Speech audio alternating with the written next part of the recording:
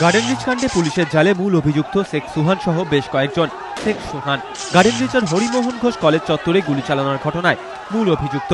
ABP আনন্দের ছবি দেখে তাকে শনাক্ত করে পুলিশ ও স্থানীয় সূত্রে জানা গিয়েছে, গার্ডেন রিচ এলাকার একসময় দাপুটে মস্তান ইঁদুর ছেলে শেখ সুহান ব্যবসায়ীদের হুমকি, তোলাবাজি সহ এলাকায় একাধিক অপরাধমূলক কাজের সঙ্গে জড়িত থাকার অভিযোগ রয়েছে সুহানের বিরুদ্ধে।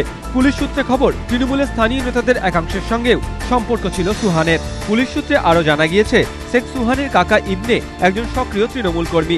মেটিয়াবুরুজ গার্ডেন রিচ এলাকায় তোলাবাজি, হুমকির মতো একাধিক অভিযোগ রয়েছে ইবনের বিরুদ্ধে। এই ইবনের ভাইপো শেখ সুহান।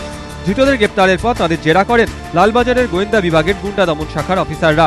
সুহান ও ইবনের বিরুদ্ধে ভারতীয় দণ্ডবিধির ৩০২ ধারায় খুনের মামলা দায়ের হয়েছে। বাকিদের বিরুদ্ধে অস্ত্র আইন, অশান্তি ছড়ানো সহ বিভিন্ন মামলা দায়ের করা হয়েছে। দুষ্কৃতীরা যে দলেরই হোক না কেন, কঠোর শাস্তির ব্যবস্থা করা হবে বলে জানিয়েছেন স্বরাষ্ট্র সচিব এবং police commissioner. Police is taking strong action. We've detained some people and strong action as per the law will take place. দোষীদের গ্রেপ্তারের দাবিতে সরব হয়েছে পশ্চিমবঙ্গ কলেজ ও বিশ্ববিদ্যালয় শিক্ষক সমিতি। শিক্ষা প্রতিষ্ঠানগুলিতে শান্তি প্রতিষ্ঠার আবেদনও জানিয়েছে তারা। প্রকাশ সিংহ, প্রবীর চক্রবর্তী, ময়ূর ঠাকুর চক্রবর্তী ও সুমন ঘরাই, এবিপি আনন্দ।